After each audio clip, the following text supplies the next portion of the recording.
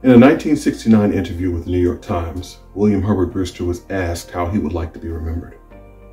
Brewster's answer was this: "I want it to be said, when I'm gone, that I plucked to the ground and caused something to grow." Brewster lived an incredibly fruitful life. It's not an exaggeration to say that the number of people reached and touched by Brewster's sermons, poems, songs, gospel dramas, and civil rights activism is immeasurable. Let's see what lessons we might glean from the man, his life, and his legend, and how we might, as he did, strive to pluck the ground and cause something to grow. Here are 10 lessons from William Herbert Brewster on how to live a fruitful life. During an interview, Brewster recalled a vivid memory of awakening as a 3-year-old to the sound of a beautiful, mournful voice. He left his bed and entered the kitchen, where he looked up at his maternal grandmother, tears streaming down her face and pooling beneath her chin as she sang these lyrics: "I am a poor pilgrim of sorrow, left out in this wide, wide world alone. No hope in the world for the morrow, but I've started for heaven, my home." As a former slave, as well as a member of a family trapped in the evils of sharecropping, Harriet Albertson was well acquainted with sorrow and grief.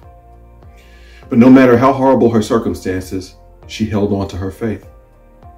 Brewster said, "It appeared that people back then, our people, had something special that God had given them to help them bear their burden."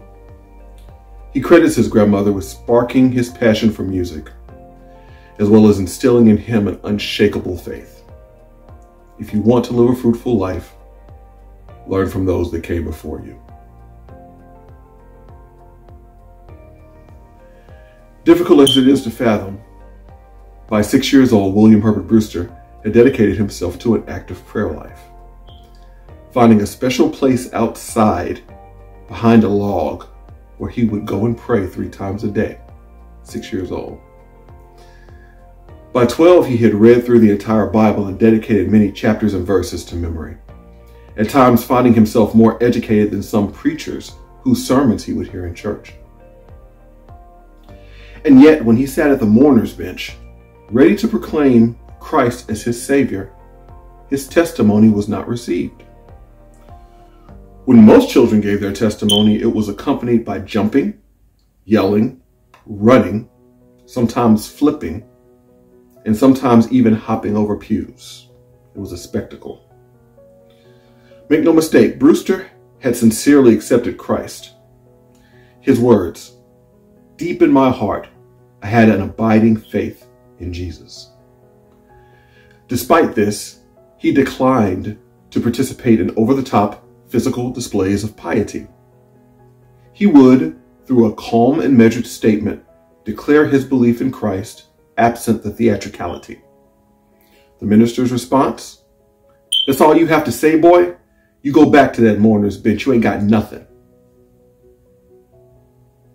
Despite this response, and despite it taking several years on the mourner's bench for Brewster's testimony to be accepted, he never acquiesced to their desire for him to put on a show. He knew what he had, and that was enough. If you want to live a fruitful life, don't let anyone deter you from being yourself. In the 1920s, only 1.2% of African Americans, and actually only 4.5% of whites, had received undergraduate degrees. But as William Herbert Brewster had accepted the call to ministry at age 14, and as he understood that the better educated he was, the better able he would be to teach the scriptures to those under his charge, he did not let those numbers deter him from pursuing an elite education. After maxing out his learning in Fayette County, Tennessee, where he was born and raised, his hunger for knowledge took him to Nashville, where he attended Roger Williams College and earned a Bachelor's of Arts degree, before becoming one of the first Blacks to attend American Baptist Theological Seminary, where he earned his doctorate of divinity.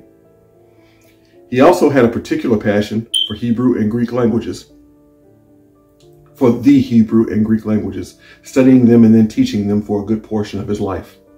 He even sought private tutoring in Hebrew from a Jewish rabbi in Forest City, Arkansas. For a black man in the 1920s, that was unheard of. Brewster was as educated a minister as any person of his time, regardless of race. His words, "I was determined to get it whatever it cost. If it was essential to being a prepared and equipped preacher, I wanted it. If you want to live a fruitful life, value education." Brewster's grandfather was a fisherman.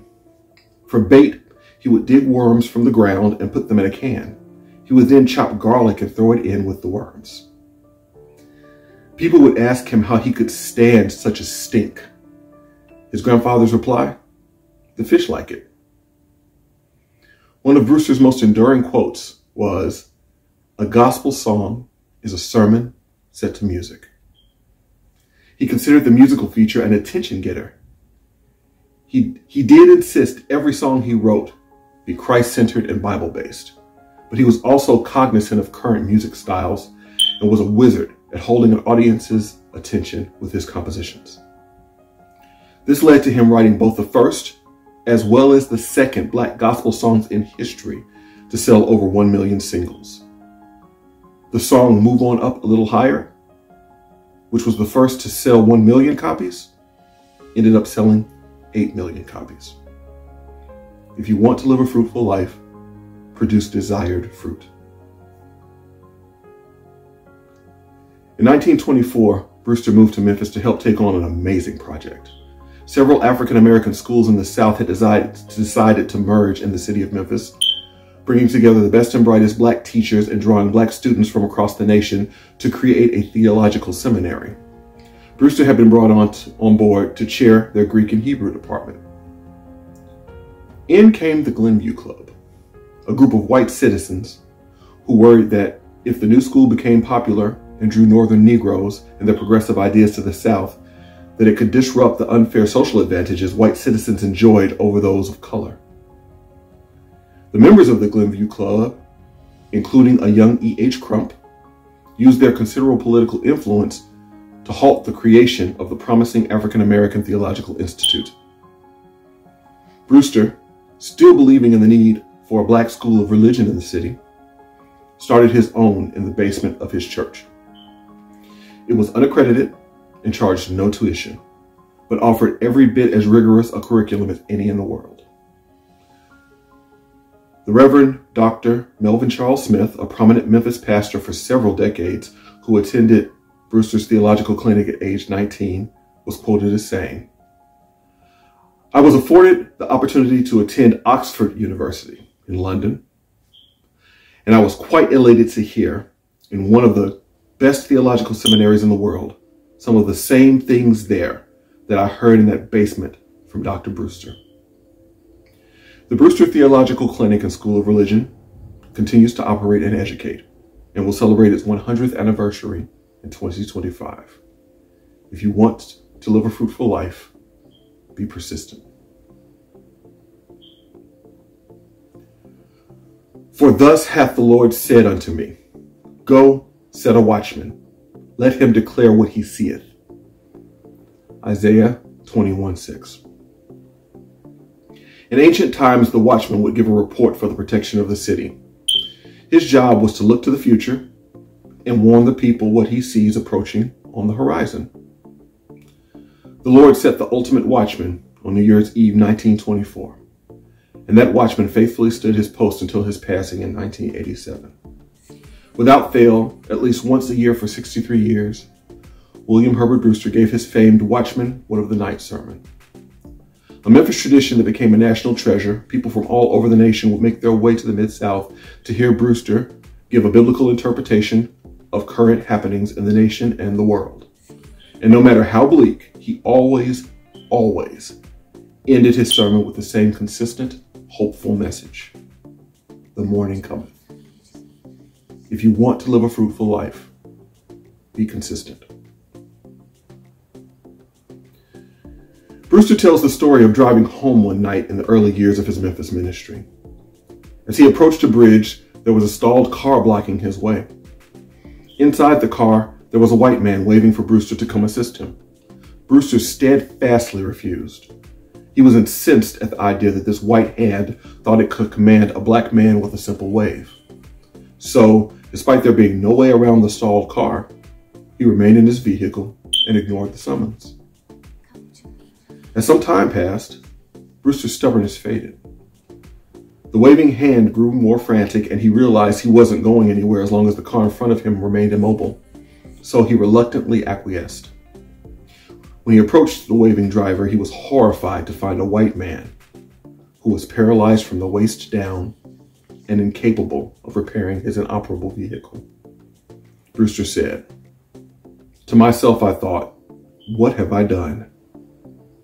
I silently prayed, oh my God, please forgive me for being so prejudiced against a white hand that I did not consider that it was attached to one of your children who needed my help.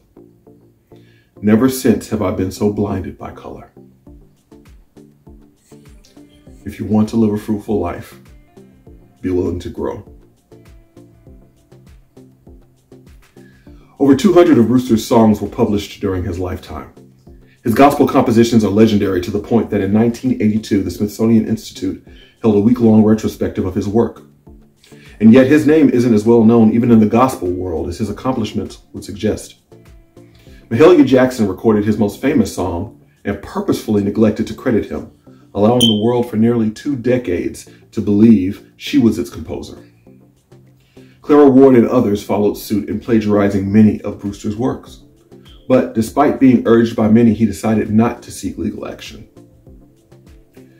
Brewster wasn't much for money and fame. He wrote songs to teach and reach others, not for riches. He liked to say that if the Lord gave him one song, the Lord could give him another song. He also understood the toxic social climate of his day and didn't want to add to the toxicity. His words, "With the racial situation getting so acute, I haven't bothered too much with any publicity." Despite a legal solution being within his rights, he understood the negative damage that would have ensued from prominent African Americans embroiled in a bitter public dispute during such a pivotal time in the country's racial history. He chose societal peace over public prosperity. If you want to live a fruitful life, be willing to let things go. In the early 1960s, over 100 Black people, sharecroppers as well as their families, were evicted from their homes by white landowners, not for non-payment, but for the egregious crime of registering to vote. The 13 families were forced to live in a tent city while they contemplated their bleak futures. In stepped William Herbert Brewster and the National Baptist Convention, for which he served as chairman of the Education Board.